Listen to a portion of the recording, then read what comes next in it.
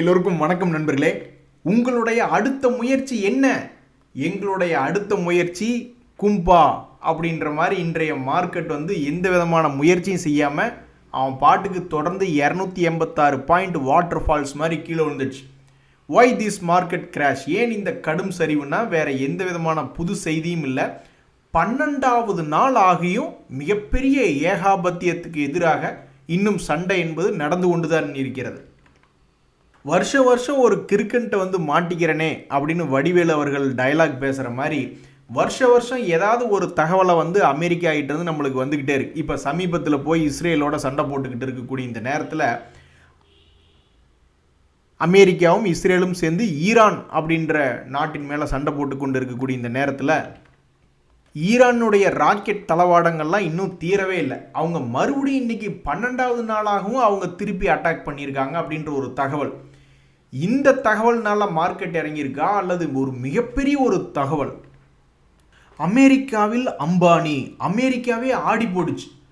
எவ்வளவு ஒரு மிகப்பெரிய, அவங்க நாட்டிலேயே பல வருடங்களுக்கு பிறகு மிகப்பெரிய ஒரு ரிஃபைனரி, க்ரூட் ஆயில் ரிஃபைனரி என்பது கட்டப்படவே இல்லை. இப்போ ட்ரம்ப் அவர்கள் என்ன சொல்றாருன்னா, இந்தியாவில் இருக்கக்கூடிய அம்பானி குழுமத்தை சார்ந்த ரிலையன்ஸ் இண்டஸ்ட்ரீஸ் 300 பில்லியன் அமெரிக்க டாலர்கள் ஒப்பந்தம் போடுறோம். வரலாறுலேயே இல்லாத அளவுக்கு மிகப்பெரிய ஒரு ரிஃபைனரி அமெரிக்காவில் நிறுவப்பட போகிறது டெக்சாஸில் அப்படின்னு ட்ரம்ப் அவர்கள் பேசியிருக்கார். இன்னைக்கு காலையில் வந்தோடனேயுமே என்னுடைய முதல் வேலை, சரி ரிலையன்ஸ் இண்டஸ்ட்ரீஸ் ஏதாவது அறிவிப்புகளை வெளியிட்டிருக்கா இது சம்பந்தமாக அப்படின்ற மாதிரி பார்க்கும்பொழுது ஒரு மிக முக்கியமான அறிவிப்பு ஒன்று வெளியிட்டிருக்காங்க. அது என்ன அப்படின்னா, நம்ம நாட்டில் எந்த விதமான எல்பிஜியினுடைய தட்டுப்பாடும் இல்லாத மாதிரி கவர்மெண்ட் எங்களுக்கு என்ன அறிவுறுத்தியிருக்காங்களோ அதன்படி நாங்கள் ஒர்க் பண்ணிக்கிட்டு இருக்கோம். உன்னுடைய நாட்டின் மேல் நாங்கள் தொடர்ந்து இந்தியாவோட சேர்ந்து இந்தியாவுக்காகவே நாங்கள் வேலை பார்த்துக்கிட்டு இருக்கோம் அப்படின்ற மாதிரி தான் ஒரு அனௌன்ஸ்மெண்ட் லேட்டஸ்ட்டாக இருக்குது. இன்னும் ஒரு அனௌன்ஸ்மெண்ட்டுமே நாங்கள் இன்ஸ்டிடியூஷனல் இன்வெஸ்டர்ஸை மீட் பண்ணியிருக்கோம் சிங்கப்பூரில் நடந்த மீட்டிங்குகளில் அப்படின்ற மாதிரியும் பேசியிருக்காங்க. ஆனால் அதில் புது விதமான தகவல்லாம் எதுவும் கிடையாது. ஸோ நான் எப்போவுமே ட்ரம்ப் அவர்கள் பேசுகிற பேச்சுக்களை 4-5 நாடுகள் இல்லை, அதாவது 4-5 நியூஸ் பேப்பரில் இல்லை, 4-5 நாடுகளில் போய் நான் செக் பண்ணி பார்த்துக்குவேன். அவர் அந்த மாதிரி பேசியிருக்காரா, அதுக்கு ஆப்போசிட் பார்ட்டி அப்படி சொல்லியிருக்காங்களா அப்படின்ட்டு. ஏன்னா இப்போ நிறைய பேர் எழுதுகிறாங்களே, அடிபணிந்தார் ட்ரம்ப், அமெரிக்காவில் அம்பானி மிகப்பெரிய முதலீடு, இதனால தான் இந்திய பங்குச்சந்தை சரிந்தது அப்படின்ற ஒரு தகவல்லாம் வருது இல்லையா. அதனால் போய் நான் பல இடங்களில் மிக முக்கியமாக நான் போயிட்டு இந்த பிஎஸ்சியில் ரிலையன்ஸ் என்ன ஃபைல் பண்ணியிருக்காங்க தற்போது வரைக்கும் அப்படின்ற மாதிரி நான் எடுத்து பார்த்தேன். ஸோ முழுக்க மார்க்கெட்டினுடைய சரிவு தொடர்ந்து 12வது நாளாக வார் பதற்றத்தினால் வருகிறது அப்படின்ற ஒரு தகவலாக இருக்கிறது. இந்த ரிலையன்ஸினுடைய மெகா இன்வெஸ்ட்மெண்ட் அமெரிக்காவில் அப்படின்ற ஒரு தகவல் அம்பானி அவர்களுடைய தரப்பிலிருந்து இப்போதைக்கு நான் பத்திரிகையில் பத்திரிகையில் அதாவது எக்ஸ்சேஞ்சுகளினுடைய பதிவில் எதுவும் பார்க்கல. ஸோ முழுக்க இன்றைய கடும் சரிவு என்பது அந்த போரினுடைய எதிரொலியாகத்தான் இருக்கிறது ஷேர் மார்க்கெட்டில். என்னத்தை சொல்ல, எல்லாம் தலையெழுத்து அப்படின்ற மாதிரி மார்க்கெட்டில் கிராஷ் வரும் பொழுது நம்மளுக்கு ஏதாவது உதவி கிடைக்காதா, அல்லது அந்த கிராஷ் நடக்கும்பொழுது நம்மளுக்கு என்னென்ன நன்மை நடக்கணும் அப்படின்ற ஒரு 2 பாயிண்டில் பார்த்தீங்கன்னா, மார்க்கெட்டில் ஈக்விட்டி மார்க்கெட்டில் கிராஷ் வரும் பொழுது பல பேர் என்ன பண்ணுறாங்கன்னா, தங்கம் மற்றும் பாண்டுகளில் பணத்தை வச்சுருக்காங்க. ஏன் அப்படின்னா, பங்குச்சந்தைகள் இறங்கும் பொழுது இந்த கோல்டோ பாண்டோ மேல் நோக்கி ஏறணும், கோல்டு மேலே ஏறணும், அல்லது பாண்டு நிலையான ஒரு கூப்பன் பேமெண்ட்டை கொடுத்துக்கிட்டு இருக்கணும் அப்படின்ற மாதிரி மார்க்கெட்டினுடைய ஷாக் வரும் பொழுது அவங்களுக்கு உதவி எங்கேருந்து கிடைக்குதுன்னா இது போன்ற கோல்டு பாண்டுகள்லேருந்து வருது. இன்றைக்கி கூட மார்க்கெட் இறங்கி கிடக்கக்கூடிய இந்த கொடுமையான நேரத்தில் நம்மளுடைய கோல்டு பீஸ், அதாவது தங்கத்தினுடைய விலை என்பது லேசாக ஏறுமுகமாக தான் இருக்குது. 1/2% என்பது ஏறி இருக்கு. ஸோ மார்க்கெட் 1.25% இறங்கும் பொழுது அவன் ஒரு 1/2% ஏறி ஒரு உதவி பண்ணிக்கிட்டு இருக்கான். இன்னும் வேறு வகையில் எப்படி உதவினா, மார்க்கெட் விழுகிறதே ஒரு உதவி தான். புதுசாக வர்றவங்களுக்கோ அல்லது ஆவரேஜ் பண்ணுறவங்களுக்கோ புதுசாக அந்த பங்கு திரும்பி ஏறும் பட்சத்தில் இந்த மார்க்கெட் இறங்கிறது என்பது அதுவும் ஒரு உதவி தான். அதுவும் இல்லாமல் நம்ம கையில் கேஷ் என்பது இருக்குது அப்படின்னா அதுவும் நம்மளுக்கு நாமளே செஞ்சு கொள்ள உதவி தான். ஆனால் யார்கிட்ட அவ்வளோ பணம் இருக்குது? எல்லாம் சம்பளத்தை வாங்கினோன்னே இஎம்ஐக்கு பேமெண்ட்டுக்கே பணம் பத்துறதில்லை. இது எல்லாத்தையும் விட ஒரு பெரிய உதவி என்ன தெரியுங்களா? ஒவ்வொருத்தரும் எடுத்திருக்கக்கூடிய ஒரு பங்கு என்பது ஒரு டிவிடெண்ட் கொடுக்கக்கூடிய பங்காக இருக்கணும். அவனால் 10 பைசா வருமானம் இல்லை அப்படின்ற ஒரு கான்செப்டாக இருக்கக்கூடாது. ஸோ எடுத்திருக்கக்கூடிய பங்கு டிவிடெண்ட் கொடுக்கக்கூடிய பங்காகவாது ஒரு பிரயோஜனமாக இருக்கணும். அப்படி ஒரு பெனிஃபிட் என்பது பண்ணித்தரணும். அப்படியும் இல்லையா, அந்த ஷேர் கீழேயே போய்கிட்டு இருக்கையில் ஒருவேளை அது கீழே ஆவரேஜ் பண்ணும்பொழுது திடீர்னு ஒரு சிறிய அளவில் மேல் நோக்கி வரணும் அப்படின்ற மாதிரியாரு ஒரு உதவிகரமாக இருக்கணும். இங்கே பாருங்க, ஒரு நண்பரோட இந்த ஹாப்பியஸ்ட் மைண்ட் அப்படின்ற பங்கை பற்றி ஒரு கமெண்ட் போட்டிருக்காரு. 500 நாள் நான் ஷேர் மார்க்கெட்டில் வெயிட் பண்ணிக்கிட்டு இருந்தேன். இந்த ஹாப்பியஸ்ட் மைண்ட் அப்படின்ற ஒரு பங்கு அவர் எந்த ரேட்டுக்கு எடுத்தாருன்னு தெரில, ஆவரேஜ் பண்ணாரா என்னன்றலாம் தெரில. பட் நான் 500 நாட்களாக வெயிட் பண்ணிக்கிட்டு இருந்தேன். இப்போ சமீபத்தில் இந்த பங்கு கடந்த 3 நாட்களில் ஒரு 35% என்பது ஏறி இருக்கு. இப்படி ஏறினதுனால ஒரு 500 நாள் கழித்து நான் ஹாப்பியஸ்ட் மைண்ட் அப்படின்ற பங்கில் நஷ்டத்திலிருந்து லாபத்துக்கு திரும்பி இருக்கிறேன்.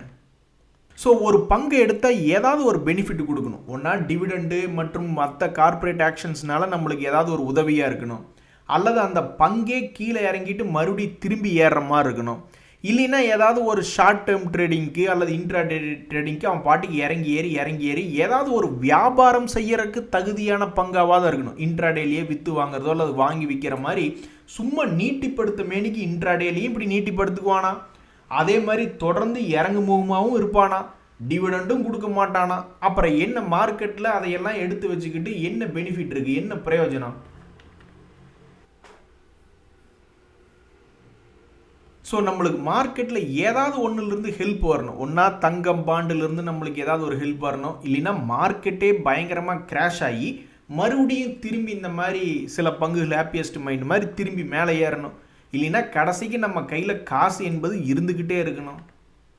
நண்பர்கள், இப்போ செய்திகள் அப்படின்னு பார்த்தீங்கன்னா சமீபத்தில் இந்த ஆயில் அண்ட் கேஸ் டிஃபென்ஸ் எல்லாமே நம்மளுக்கு அந்த வார் நடந்ததுனால வந்த தகவல் தான். ஐடி செக்டர்னுடைய நியூஸ் ஆல்மோஸ்ட் முடிஞ்சிருச்சு. நியூஸ் அவனை இறக்கி விட்டுட்டாங்க. இனி அவன் பாட்டுக்கு அப்படியே சுமாராக ட்ரேட் ஆகிட்டு இருக்கான். ஸோ இந்த வாரத்தில் புது செய்தி, பிரம்மாண்டமான செய்தினா ரிலையன்ஸ் மட்டும்தான். ஸோ ரிலையன்ஸ்னுடைய தகவலை தான் நான் ரீசண்டாக நியூஸ்கள் இருக்கக்கூடிய செக்டர் அப்படின்றதெல்லாம் நான் மாற்றி அப்டேட் பண்ணி வச்சுக்கலான் இருக்கேன். ஒரு நியூஸ் கீழே இறக்கி விட்டு மறுபடியும் மேலே அதே மாதிரி ஏற்றி விட்டால் பரவாயில்ல. ஆனால் இந்த ஐடி துறையில் வந்த நியூஸை வச்சுட்டு இறக்கி விட்டுட்டு இன்னும் பெருசாக ஏற்றி விடாமல் இருக்காங்க. எனிவே, மார்க்கெட்னுடைய வீழ்ச்சி வரும்பொழுது ரொம்ப ஸ்மார்ட்டான ட்ரேடர்கள்லாம் என்ன பண்ணுவாங்க அப்படின்னா நல்ல குவாலிட்டியான பங்குகளை தான் அக்குமுலேட் பண்ணுறதுக்கு முயற்சி செய்வாங்க. இல்லைன்னா அந்த இண்டெக்ஸையே, ஒரு உதாரணத்துக்கு நிஃப்டி உழுகுது மார்க்கெட்டில் அப்படின்னா அந்த இண்டெக்ஸையே அக்குமுலேஷன் பண்ணி வைக்கணும் அப்படின்ற மாதிரி தான் யோசிப்பாங்க. ஏன் அப்படின்னா பல பேர்த்துக்கு சில பங்குகள் கீழே விழுந்ததுக்கப்புறம் 10-20% ஏறி இருப்பான். இன்னும் சில பேர் இறங்கினதே 20%, இன்னொரு 20% சேர்த்து இறங்குங்கன்னு கடந்த 3 நாட்கள் இறங்கி வச்சுருப்பான். ஆனால் நிஃப்டியை பொறுத்த வரைக்கும் பார்த்தீங்கன்னா அவன் கீழே விழுந்ததுக்கப்புறம் அந்த இண்டெக்ஸேவும் தன்னுடைய லோ பாயிண்ட்லேருந்து 2.5% என்பது ஏறிட்டு தான் அப்புறம் மறுபடியும் கீழே விழுந்திருக்கு. ஒரு 3 நாட்களில் 2.5% இண்டெக்ஸில் என்பது சின்ன விஷயமா? பேங்க்லாம் ஆல்மோஸ்ட் 4 மாதம் 6 மாதம் பண்ணிடுவாங்க. அதனால தான் ஸ்மார்ட்டாக இருக்கக்கூடிய பல ட்ரேடர்கள் ஹை குவாலிட்டி மார்க்கெட் கீழே இறங்குது, சும்மா போய் டம்மி பீஸுகளை மறுபடியும் பிடிக்கக்கூடாது அப்படின்னு பெரும்பாலும் அவங்கெல்லாம் சூடுபட்ட பூனைகளாக தான் இருப்பாங்க. அதனால தான் இண்டெக்ஸ் மற்றும் ஹை குவாலிட்டி பங்குகளை தான் கான்சன்ட்ரேட் பண்ணுவாங்க. ஸோ சமீபத்தில் மார்க்கெட் என்பது கிராஷ் ஆகிருக்கு. நம்ம மார்க்கெட்டில் நஷ்டங்களை செய்வது எப்படி அப்படின்றது எல்லாருக்குமே தெரியும். ஏதாவது விதண்டாவாதத்தில் பிரச்சனையில் இருக்கக்கூடிய மேனேஜ்மெண்ட்டில் இருக்கக்கூடிய ஏதாவது ஒரு பங்குகள் எடுத்து வச்சு கோந்துக்கிறது. அப்புறம் அவன் யாராவது ஒருத்தர் அறிக்கை மாற்றி இப்போ அமெரிக்காவிலிருந்து ஏன் இன்னும் அறிக்கை வரல? திடீர்னு அதானி குரூப் பற்றியோ ஏதாவது ஒரு குரூப்பை பற்றியோ திடீர்னு செய்திகள் வரும். அது அமெரிக்காவிலிருந்து வந்த செய்திகளாக இருக்கும். இப்போ அடுத்த எலெக்ஷன் எப்போ அப்படின்றத நம்ம பார்த்து வச்சுக்கணும். இப்போவே ஏதாவது பெரிய எலெக்ஷன் இது அடுத்தது மாநிலத்திலேயோ அல்லது எங்காவது ஒரு பெரிய எலெக்ஷன் இது வருதான்னு அந்த நியூஸுக்கும் இந்த அதானி செய்தியும் கரெக்டாக கோயின்சிடன்ஸாக வருதா என்பது இப்போ நோட் பண்ணி வச்சுக்கணும். எது எப்படியோ இன்றைய தேதியில் அம்பானி குரூப்புக்கும் ஒரு செய்தி, மிகப்பெரிய ஒரு செய்தி.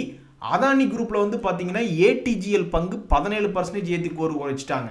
அர்ஜென்ட்டாக துபாய் வீட்டை காலி பண்ணிவிட்டு தமிழ்நாட்டுக்கு திரும்பி வரும்பொழுது இருக்கிற ஜாமான் ஜெட்டையெல்லாம் தூக்கிட்டு அவசரமாக ஓடி வந்த மாதிரி திடீர்னு நம்மளுடைய மார்க்கெட்டில் என்ன ஒரு செய்தி, இந்த கேஸ் ரிலேட்டடான செய்தி வந்ததை வச்சுக்கிட்டு இன்றைக்கி இந்த அதானி டோட்டல் கேஸ் என்பது 18% ஏறிடுச்சு.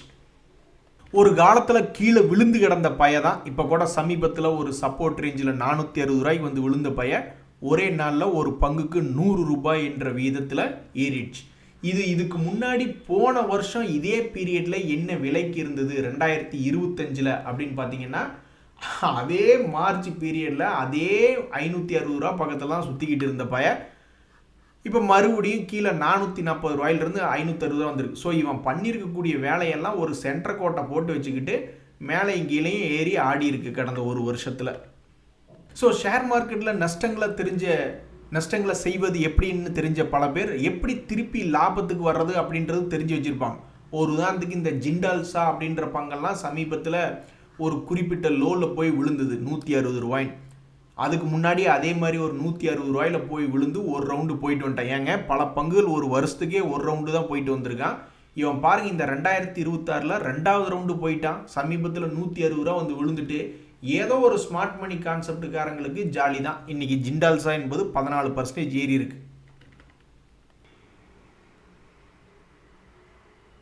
நண்பர்களே, சமீபத்தில் ட்ரம்ப் அவர்களுடைய பேச்சுக்களால் ஏற்படும் ஆச்சரியம் என்ன, அவர் செய்யும் செயல்களால் ஏற்படும் ஆச்சரியம் என்னன்னா, பல பங்குகள் மார்க்கெட்டுகளை கண்ணா பின்னான்னு ஏற்றி இறக்கி விட்டு விளையாண்டுக்கிட்டு இருக்காரு.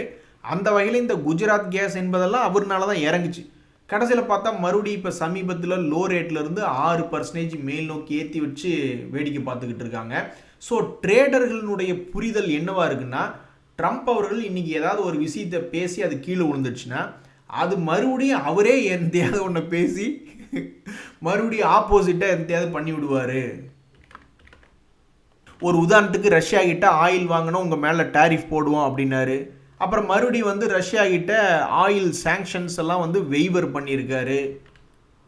பாருங்க இந்த ஃபெர்டிலைசர்ஸ் அண்ட் கெமிக்கல்ஸ் அப்படின்ற பங்கு அவன்லாம் கீழே போய் சப்போர்ட்டில் விழுந்துட்டு இவன்லாம் எங்கே ஏறி வர போகிறான் எப்போ ஏறி வர போகிறான்னு பல ட்ரேடர்கள் நினச்சிட்டு வந்துட்டு இருப்பாங்க.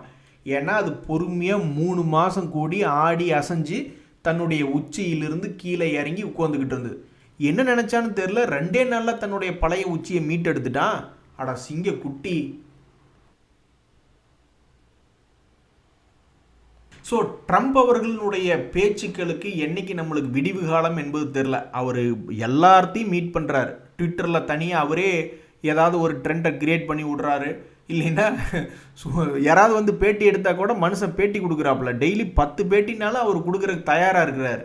ஸோ நம்மளுக்கு வந்து மார்க்கெட்டினுடைய வாலட்டிலிட்டிக்கு எப்போ விடிவு காலம் என்பது தெரியல. இன்றைக்கி கூட பார்த்தீங்கன்னா இந்த குஜராத் ஸ்டேட் பெட்ரோல் இவனுடைய வாழ்க்கையில் மொத்த மூவ்மெண்ட்டே வந்து பார்த்தீங்கன்னா ஒரு 8 மாதம் கூடி செஞ்ச மூவ்மெண்ட்டை கடந்த 8 நாளில் பண்ண வச்சிருக்கு. அப்படின்னா அது எல்லாமே ட்ரம்ப் அவர்களுடைய வந்து வரக்கூடிய செய்திகள் தான். ஸோ இந்த குஜராத் ஸ்டேட் பெட்ரோநெட் அப்படின்ற பங்கு சமீபத்தில் 270 ரூபாயிலிருந்து இன்னைக்கு 305, கிட்டத்தட்ட 13%. இதெல்லாம் நிறையா பேர் என்ன பண்ணுறாங்கன்னா ஸ்மார்ட் மணி கான்செப்டில் டிவிடெண்ட் கொடுக்கக்கூடிய பங்குகள் ஏதாவது கீழே வந்து விழுந்தா ஒரு வருஷம் கழிச்சு ஒரு 3-4% கிடைச்சாலும் சரிதான் அப்படின்னு நிறைய பேர் மார்க்கெட்டில் நினச்சிக்கிட்டு இருக்காங்க. ஆனால் திடீர்னு பார்த்தா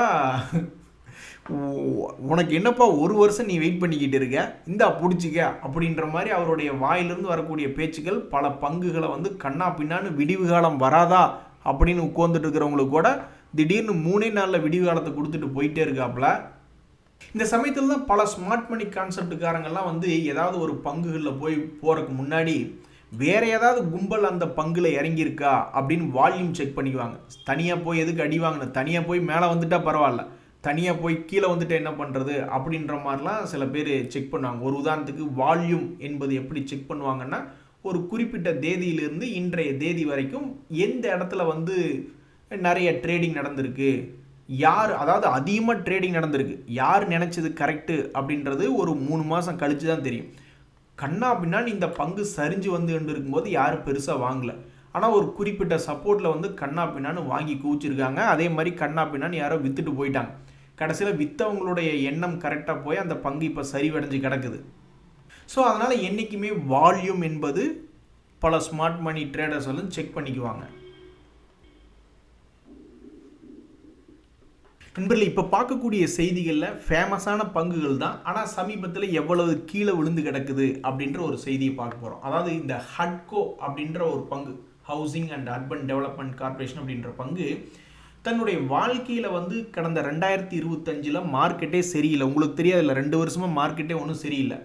இந்த சமயத்தில் இந்த பங்கு என்ன பண்ணிட்டு இருக்காங்கன்னா குறிப்பிட்ட ஹை குறிப்பிட்ட லோவில் வந்து ட்ரேட் ஆகி கொண்டு இருந்த பங்கு மறுபடியும் தன்னுடைய 2025 லோ ப்ரைஸில் வந்து விழுந்துட்டான். இனி இந்த பங்கு ஏதாவது ஒரு உதவிகரமாக ஏதாவது இருக்குமா அல்லது இன்னும் கீழே இறங்குமா என்ன அப்படின்ற மாதிரி தெரியாத மாதிரி பல்வேறு முதலீட்டாளர்கள் இந்த ஹவுசிங் அண்ட் அர்பன் டெவலப்மெண்ட்டில் முக்கியமாக நம்மளுடைய பப்ளிக் அப்படின்றது பார்த்தீங்கன்னா 11.5% ஹோல்டு பண்ணிக்கிட்டு இருக்காங்க. எஃப்ஐஸ் வந்து 1.5%, 11.456% அப்படின்ற மாதிரி இருக்குது. இதில் வந்து பெருசாக ஒன்றும் மாற்றம் இல்லை. அவங்களுடைய ஹோல்டிங்கை வச்சுக்கிட்டு என்ன பார்த்துக்கிட்டு இருக்காங்கன்னா, சரி இந்த பங்கு நீ என்ன செய்யும், இங்கேருந்து சப்போர்ட் எடுத்து மேலே வந்து நம்மளை காப்பாற்றி விடுமா இல்லையா அப்படின்ற மாதிரி பார்த்துக்கிட்டு இருக்காங்க. ஸோ இப்போ இருக்கக்கூடிய ரேட் என்பது 179. அவங்க வந்து கடைசிக்கு போன வருஷம் லாஸ்ட் இயர் ஹை என்பது 260. ஏதாவது ஒரு உதவிகரமாக நம்மளை வந்து காப்பாற்றி விடுமா இல்லையான்னு பார்த்துக்கிட்டு இருக்காங்க. இந்த பங்கினுடைய Q3 ரிசல்ட் என்பது அவங்க எப்பவும் செய்யக்கூடிய ஒரு 700 கோடி பக்கத்தில் வருமானம் அப்படின்ற மாதிரி ரிசல்ட்டை விட்டுருக்காங்க. சரி நீ எப்பவும் வருமானம் பண்ணிக்கிட்டு இருக்க, என்ன வருமானம் பண்ணிக்கிட்டு இருக்கியோ அதையே விட்டுருக்க. அப்போ எப்பவும் ஷேர் மார்க்கெட்டில் உன்னுடைய ப்ரைஸ் வந்து எப்பவும் கீழே விழுந்தா ஏறுற மாதிரி ஏதாவது பண்ணி கொடுப்பியா, ஆண்டவா காப்பாற்று அப்படின்ற மாதிரி வேண்டிக்கிட்டு இருக்காங்க.